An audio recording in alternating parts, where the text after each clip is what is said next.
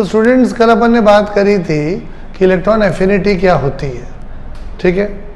एक तो उसमें एक दूसरा वर्ड जो आजकल काफ़ी चल रहा है उसे ऐड कर देते और फिर थोड़ी सी और बात करेंगे। तो लिखो नाउअडेज, आजकल nowadays electron gain enthalpy is used, nowadays electron gain enthalpy is used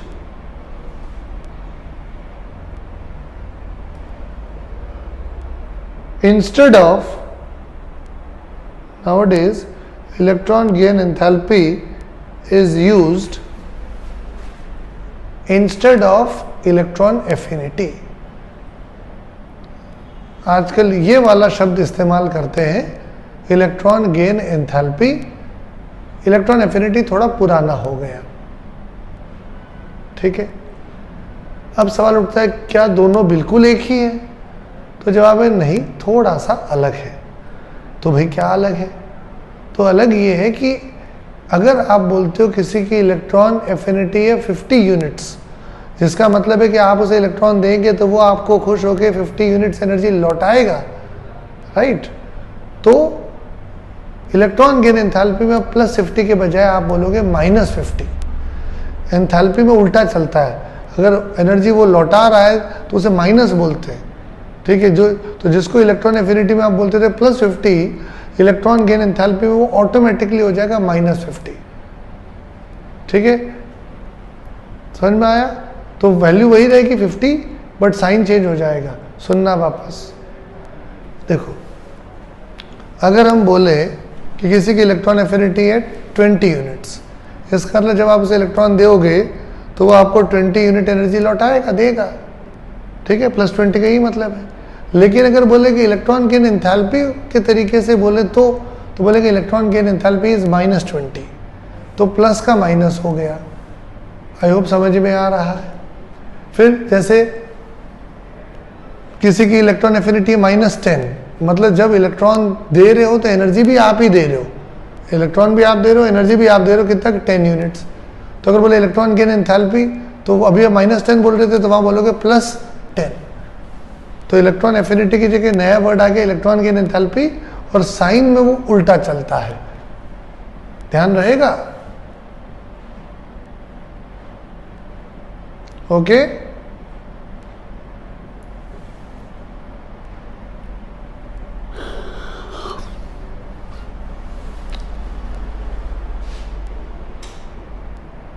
चलिए, तो ये थोड़ी सी बात हो गई इलेक्ट्रॉन एफिनिटी के बारे में। और अब बात करते हैं एक और पीरियोडिक प्रॉपर्टी की, जिसे बोलते हैं इलेक्ट्रोनेगेटिविटी। तो लिखिए इलेक्ट्रोनेगेटिविटी।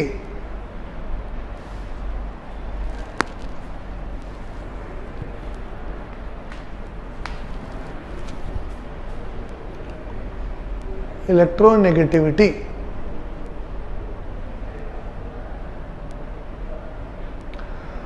ये क्या है, इसको समझिए, थोड़ा आराम से समझ में आ जाएगा। सुनो,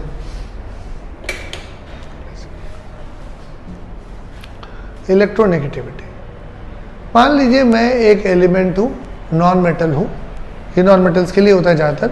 मान लीजिए मैं एक एलिमेंट हूं X, आप एक एलिमेंट है Y, हमारे बीच में एक बॉन्ड है, समझते हो ना आप, सिंगल बॉन्ड, डबल बॉन्ड आपने पढ़ा है 10th स्टैंडर्ड में। तो मैं एक एलिमेंट हूं X, आप एक एलिमेंट है Y, और हमारे बीच में एक बॉन्ड है, एक बंधन है। वो इलेक्ट्रॉन्स हम दोनों को बांध के रखते हैं। मैं उन इलेक्ट्रॉन्स को अपनी तरफ खींच रहा हूँ, तुम अपनी तरफ खींच रहे हो, ठीक है। छोड़ना कोई नहीं चाहता, लेना दोनों चाहते हैं, तो सब उसके लालच में साथ में बैठे हुए हैं, ठीक है। अगर मैं छोड़ दूंगा तो वो Y लेके भाग जाएगा, Y छोड़ेगा तो मैं लेके भाग जाऊंगा। तो दोनों खींच रहे हैं और छोड़ कोई नहीं रहा, तो बंधे हुए उस कारण से। तो सुनना वापस आराम से, मान लीजिए मैं एक एलिमेंट हूँ X, आप एक एलिमेंट है Y, हमारे बीच में एक बॉन्ड है, बॉन्ड में इलेक्ट्रॉन्स है। उस इलेक्ट्रॉन्स के कारण मैं और तुम आपस में बंधे हुए, ठीक है। अब आपने सुना होगा बॉन्ड होते हैं, एक तो आयनिक बॉन्ड होता है, एक कोवेलेंट बॉन्ड होता है। तो अभी कोवेलेंट बॉन्ड के नज़रिए से बात कर रहे हैं। कोवेलेंट बॉन्ड में क्या होता है, शेयरिंग होती है, हिंदी में बोले तो साझेदारी होती है, शेयरिंग होती है। अब शेयरिंग अगर कहीं होगी तो बराबर बराबर होगी, ऐसा तो कोई नियम नहीं है। अगर कहीं पे कुछ शेयर किया जा रहा है तो वो 50-50 या इक्वल शेयरिंग की जरूरत थोड़ी है। अभी मान लीजिए शाम का टाइम है और ये पाठशाला के पास में शास्त्री सर्कल है जहाँ पे बहुत सारे लोग कुछ खाने पीने आते हैं। तो मान लीजिए आप वहाँ से पिज्ज़ा लेके आए और उस पिज्ज़ा में 6 टुकड़े हैं, 6 में से तुमने उसके हिस्से किए, 4 टुकड़े खुद खा लिए, 2 टुकड़े दूसरे को खिला दिए, तो कहने को शेयर तो किया ना तुमने, लेकिन क्या ये 50-50 शेयरिंग है कि नहीं? तो कोवेलेंट बॉन्ड में इलेक्ट्रॉन्स की शेयरिंग होती है, ये तो बात समझ में आती है, लेकिन ऐसा थोड़ी कहा है कि शेयरिंग होगी तो 100% बराबर बराबर शेयरिंग होगी, ऐसा नहीं है। Sharing can be unequal sharing भी शेयरिंग तो है। तो सुनो वापस, अगर मैं और आप नॉन मेटल है, हमारे बीच में कोवेलेंट बॉन्ड है, कोवेलेंट बॉन्ड मतलब शेयरिंग, लेकिन उसमें एक बात और जोड़े कि sharing does not mean equal sharing, right? तो अगर मान लीजिए मैंने थोड़ा, वो जो इलेक्ट्रॉन है मैंने अपनी तरफ ज़्यादा ले लिया, मेरा हिस्सा ज़्यादा है, आपका हिस्सा कम है, तो अगर मैंने अपनी तरफ उनको खींच लिया, आपसे ज़्यादा खींच लिया, तो मेरी तरफ वो सरक जाएंगे, शिफ्ट नहीं हुआ। ऐसा नहीं कि मेरे पास आ गए, नहीं, तुमने छोड़ा नहीं है, लेकिन थोड़ा सा मैंने अपनी तरफ उसे खींच लिया। तो अगर मैं ऐसा कर पाऊँ तो मेरी इलेक्ट्रोनेगेटिविटी तुमसे ज़्यादा है, और अगर तुम उनको अपनी तरफ खींच लो तो तुम्हारी इलेक्ट्रोनेगेटिविटी मेरे से ज़्यादा है। तो इलेक्ट्रोनेगेटिविटी बेसिकली क्या है कि आप इलेक्ट्रॉन्स का जो पेयर होता है उन इलेक्ट्रॉन्स को, और कौन सा इलेक्ट्रॉन, खुद के इलेक्ट्रॉन नहीं, जो शेयरिंग में जो इलेक्ट्रॉन्स है उन इलेक्ट्रॉन्स को आप कितना टाइटली खींचते हैं, कितना ज़्यादा पकड़ के खींचते हैं। जिसने ज़्यादा खींच लिया उसकी इलेक्ट्रोनेगेटिविटी ज़्यादा हो गई, ठीक है? तो उसको थोड़ी लाइन लिख लेते हैं अपन, इलेक्ट्रोनेगेटिविटी क्या है। तो लिखो electronegativity, it gives us an idea, it gives us an idea about sharing of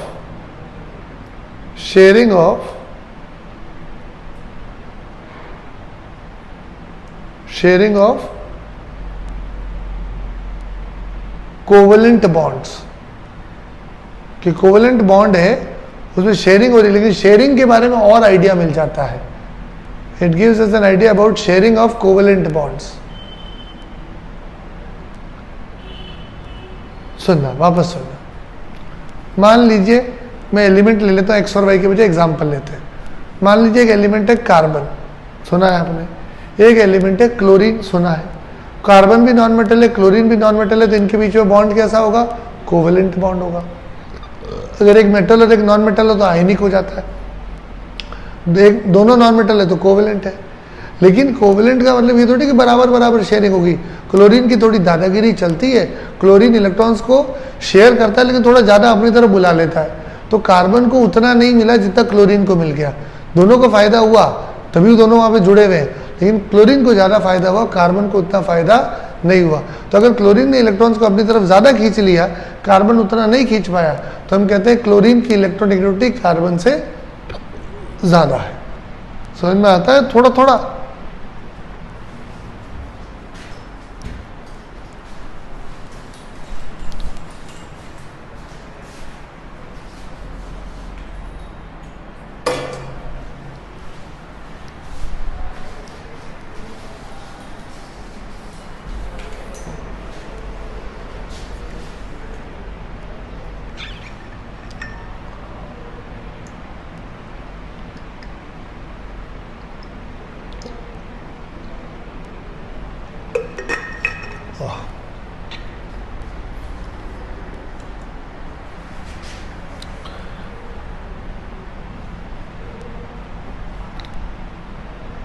फिर आती है बात कि इसका पीरियोडिक ट्रेंड क्या है, कि जब पीरियोडिक टेबल में आप ऊपर से नीचे जाएंगे तो इसमें कैसा बदलाव आएगा, जब लेफ्ट से राइट में जाएंगे तो कैसा बदलाव आएगा।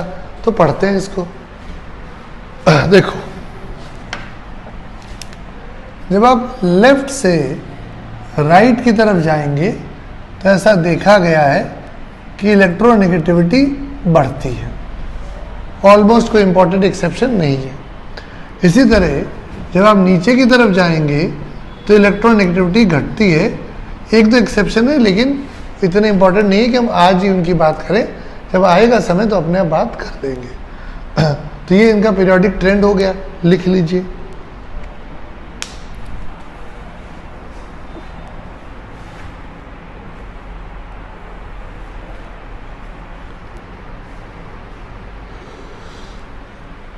अब सुनिएगा, इसको थोड़ा समझने की कोशिश करते हैं। वैसे तो केमिस्ट्री पढ़ रहे हैं तो हर चीज़ तो नहीं समझ सकते, बट फिर भी जो समझ सके वो तो समझे। तो जैसे जैसे आप लेफ्ट से राइट जा रहे हैं तो एटम छोटा होता है। एटम छोटा होता है, इसका मतलब जो इलेक्ट्रॉन है वो न्यूक्लियस के नज़दीक आ रहे हैं, न्यूक्लियस से टाइटली पकड़ रखा है। तो जब आप अपने इलेक्ट्रॉन्स को टाइटली पकड़ेंगे, पकड़ सकते हैं, उन्हें बांध सकते हैं अपने से अच्छे से, तो जो शेयर्ड इलेक्ट्रॉन है, जो शेयरिंग में है, उनको भी आप ज़्यादा ही खींचोगे।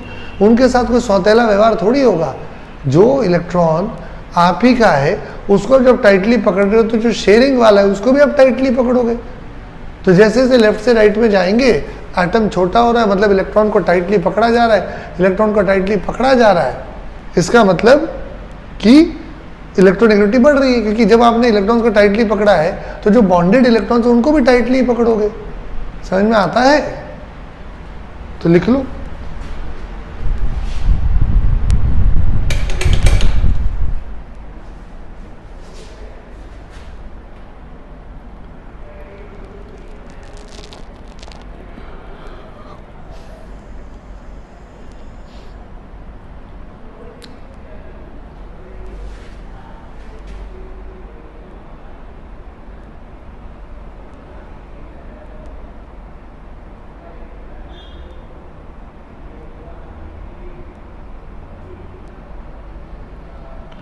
चलिए और सुनिए, जब नीचे जाते हैं तो इलेक्ट्रोनेगेटिविटी कम होती है। उसका भी लॉजिक ऐसा ही है कि जब नीचे जाते हैं तो एटम बड़ा होता है। एटम बड़ा होता है मतलब आप अपने खुद के इलेक्ट्रॉन्स को नहीं खींच पा रहे उतना।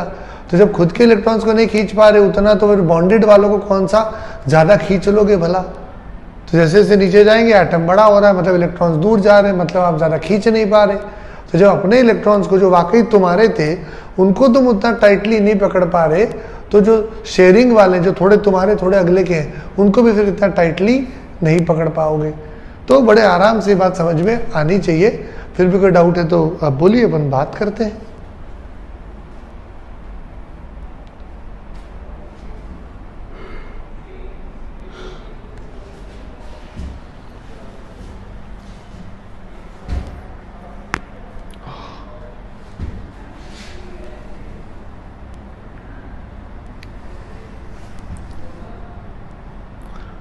ओके, चलिए अब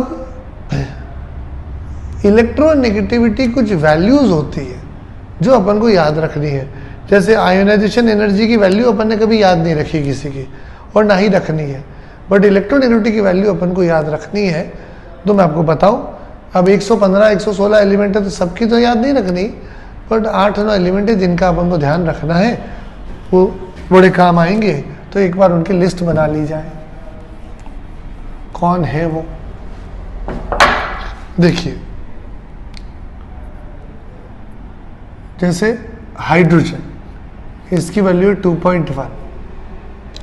फिर आया हमारे कार्बन, नाइट्रोजन, ऑक्सीजन, फ्लोरीन, इसकी वैल्यू 2.5, 3, 3.5 एंड 4।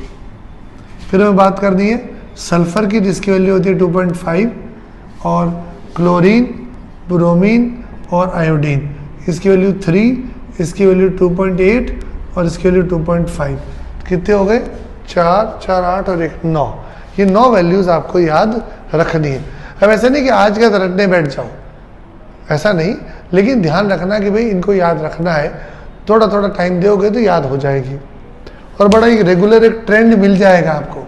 2.5, थोड़ा 0.5 बढ़ाया, फिर 0.5 बढ़ाया, फिर 0.5 बढ़ाया, इधर एक कम किया, इधर भी एक कम किया, तो काफ़ी ऑर्डर मिल जाता है।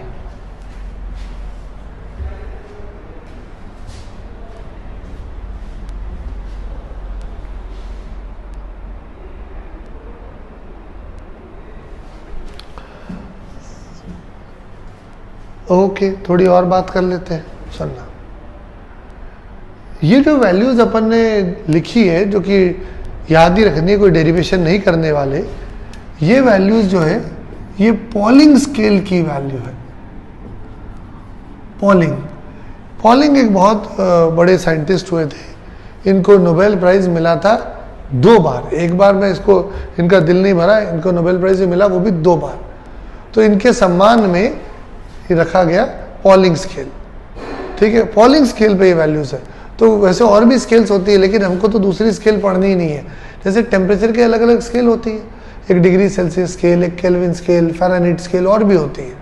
ठीक है, तो उस तरह से इलेक्ट्रोनेगेटिविटी निकालने की भी अलग अलग स्केल्स होती है, लेकिन हमें तो पॉलिंग स्केल से ही मतलब है, दूसरी स्केल का नाम भी नहीं जानना हमको। तो जब कोई बोले कि ये वैल्यू कौन सी स्केल पे, पॉलिंग स्केल पे, क्या हमको तो और कोई आती भी नहीं है, पॉलिंग स्केल ही आती है। तो these are the values of electronegativity on Pauling scale.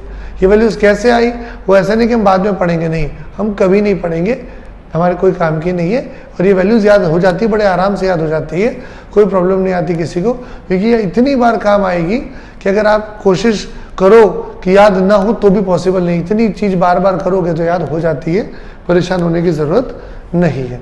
So that was some introduction to electronegativity. एक बात आप यहाँ पे लिख लीजिए, ये फ्लोरीन के आगे लिख दीजिए कि हाईएस्ट होती है, फ्लोरीन की इलेक्ट्रोनेगेटिविटी हाईएस्ट होती है। और अपन इस बात को अब विराम दे रहे हैं, इस बात को अपन रोक देते हैं। लिख लिया फ्लोरीन इज हाईएस्ट। अब सुनो,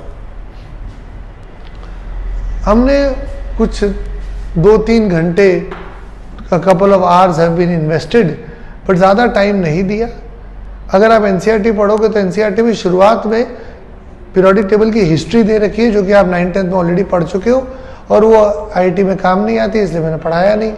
और अभी जो अपन ने पढ़ा, इसके आगे भी कुछ एनसीईआरटी में दे रखा है, पहले भी कुछ दे रखा है, और इसके आगे भी कुछ बातें लिखी हुई है, लेकिन वो बातें अपन यहाँ नहीं पढ़ेंगे। उनको पढ़ने का सही जगह ये नहीं है। वो जब हम चैप्टर नंबर 4 करेंगे, तो चैप्टर 4 की बिगिनिंग में वो सारी बातें कवर हो जाएगी। तो जस्ट इनकेस अगर आप देखें एनसीईआरटी और आप सोचो अगर ये तो मिस हो गया, ये मिस नहीं किया कि जानबूझ के इसे छोड़ा गया है, इसकी सही जगह दूसरी है जहाँ पर ये ज़्यादा समझ में आएगा। तो इसलिए अपन पीरियोडिक टेबल में इतना ही पढ़ते हैं, ये अपना तरीका है। कोई टीचर चाहे तो यहाँ महीना भर पढ़ाए, कोई 2 महीना पढ़ाए, सबका अपना अपना तरीका है। मैं यहाँ पे बिल्कुल टाइम नहीं देता हूँ, विदिन 2-3 आवर्स में इससे आगे निकल जाता हूँ। ठीक है, क्वेश्चंस हम खूब सारे करेंगे, तो आप ये सोचना मत कि जो अपने इसके आगे जो एनसीईआरटी में दिया है वो भूले नहीं है, वो दूसरी जगह आएगा और वहाँ ज़्यादा समझ में आएगा। So that's it. अब जो आपके एटॉमिक वाला असाइनमेंट था, जो कि कुछ डिस्कस हुआ था और काफ़ी कुछ नहीं हुआ था, उसको हम कंटिन्यू करेंगे, अब आगे नहीं बढ़ेंगे। अभी जो एटॉमिक स्ट्रक्चर का असाइनमेंट था उसे डिस्कस करना है, अभी आगे चैप्टर नहीं खोलने। And you are exactly where, अगर आप रेगुलरली पाठशाला आते, एक इसका माइक ऑन हुआ है, कौन है ये लड़का? दीपेंद्र देवड़ा, तुम्हें निकाल दे क्लास से? हाँ, तो अगर आप रेगुलरली पाठशाला आते, जो फर्स्ट बैच होता है अप्रैल में जो स्टार्ट होता है, तो वो भी अभी इसी समय यहीं पर होता है। जो बच्चे लेट आते हैं उनका पीछे हो जाता, तो आपकी इतनी क्लासेस है, आप बिल्कुल वही पढ़ रहे हो। बस ये है कि कंप्यूटर मॉनिटर पे उतना फोकस नहीं कर पाते, लेकिन इसीलिए हम ज़्यादा नहीं पढ़ा रहे। जब पाठशाला में आओगे तो 90 मिनट्स की क्लास होगी, यहाँ पे 60 मिनट्स की, बिकॉज इतनी देर इस छोटे से मोबाइल में या लैपटॉप में या आईपैड में माथा डाल के बैठना पॉसिबल नहीं है। इसलिए मैं थोड़ा थोड़ा ही पढ़ाता हूँ, तो जो आप एब्जॉर्व कर पाए, वरना ज़्यादा पढ़ा देंगे तो वापस पढ़ाना पड़ेगा और आपके दिमाग में भी बैठ जाएगा, अरे ये समझ में नहीं आया, इसका मतलब डिफ़िकल्ट है।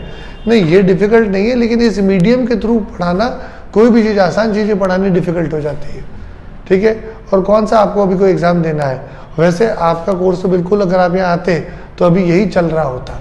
बस एक है कि जो टेस्ट है वो उतना सीरियसली नहीं हो पाते। आई होप आप घर पे सीरियसली देते होंगे, लेकिन हम ये नहीं मान सकते कि सब लोग सीरियसली देंगे, तो ये प्रॉब्लम है। बाकी सब ठीक है। चलिए, तो करें एटॉमिक स्ट्रक्चर का डिस्कशन, या छुट्टी कर दें? छुट्टी। बढ़िया मौसम हो रहा है, बाहर घूमते हैं, शास्त्री सर्कल जाते हैं, गोलगप्पे खाते हैं। क्या बोलते हो, छुट्टी कर दें क्या? ये देखो, ये देखो, छुट्टी के एकदम जैसे छुट्टी का बोलते ही नई ऊर्जा आ गई है, बूढ़े लोगों में एकदम नए प्राण आ गए हैं, एकदम छुट्टी छुट्टी छुट्टी। ये देखो मनीष अच्छा बच्चा है।